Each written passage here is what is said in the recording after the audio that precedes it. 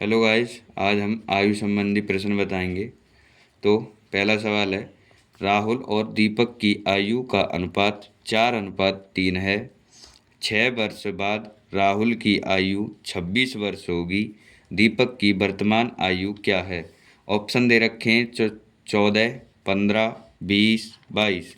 तो इस सवाल को करेंगे हम। 4:3 दे रखा है राहुल की और दीपक की आयु। अनुपात को कभी भी खाली नहीं मानते हैं, तो 4x और 3x। अब ये कह रहा है 6 वर्ष बाद राहुल की आयु 26 वर्ष होगी। तो इस 4x जो हुई है, तो ये राहुल की आयु तो है। तो इसमें 4x और 6 वर्ष और ऐड करनी है। इसमें बराबर कितने वर्ष के बराबर हो रहा है? 26 के।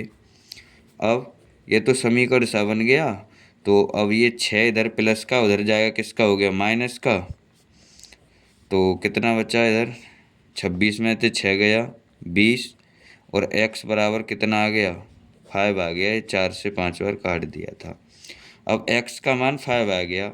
इसमें पूछा था कि दीपक की वर्तमान आयु क्या है, तो x का मान यहाँ पर रख देंगे। 3 × 5 बराबर कितना हो जाएगा? 15 वर्ष, यानी 15 वर्ष का आ गया तुम्हारा दीपक। और इसमें ऑप्शन बैठ रहा है हमारा सेकंड सही। अब अगला सवाल करेंगे।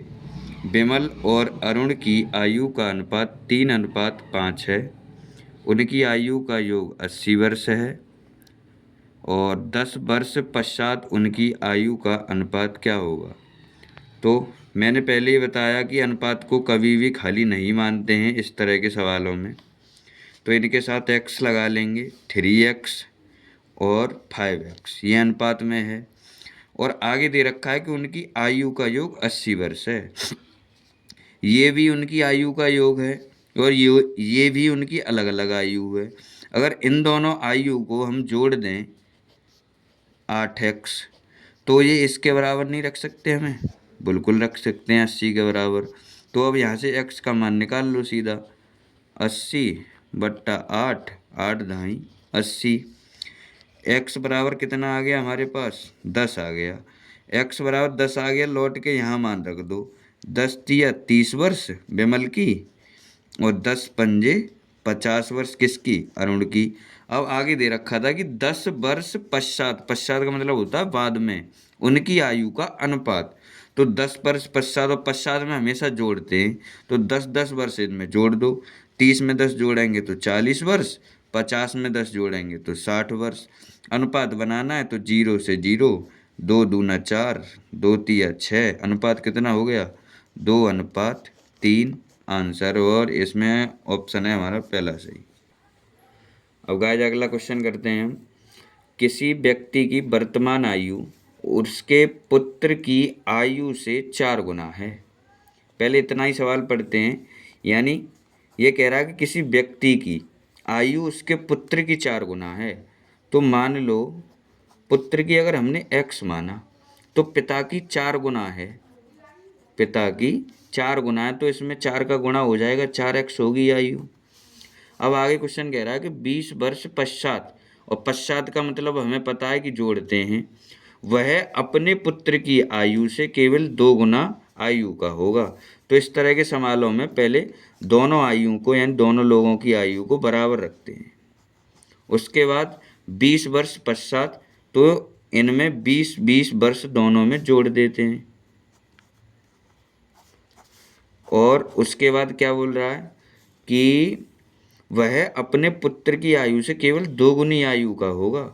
मतलब पिता तो 2 गुनी आयु का होगा, और हम इन्हें बराबर रख रहे हैं, तो बराबर करने के लिए इसमें 2 का गुणा कर दो, जब तो बराबर होगा।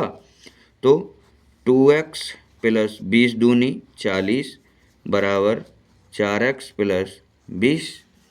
अब क्या है, इधर 4x है, इधर 2x है, उधर ले जाओ तो 2x बचेगा, और इस 20 को इधर लाएंगे तो कितना बचेगा? 20 बचेगा। और 2 से कितना हो गया? 10 बार। तो x बराबर कितना आ गया हमारा मान? 10 वर्ष आ गया। अब क्या पूछा था? तो पुत्र की वर्तमान आयु है। पुत्र की वर्तमान आयु का अनुपात क्या था हमारा? यही तो था, एक्स ही तो माना था, तो एक्स का ही मान निकल आया। तो एक्स बराबर कितना हो गया, 10 वर्ष हो गया। पुत्र की आयु ये आ गई। अब अगला क्वेश्चन करते हैं हम। ए और बी की वर्तमान आयु का अनुपात 4:3 है। यदि 6 वर्ष बाद ए की आयु 34 वर्ष है तो बी की वर्तमान आयु क्या होगी। जैसे पहला क्वेश्चन कराया था, सेम ऐसा ही क्वेश्चन है ये।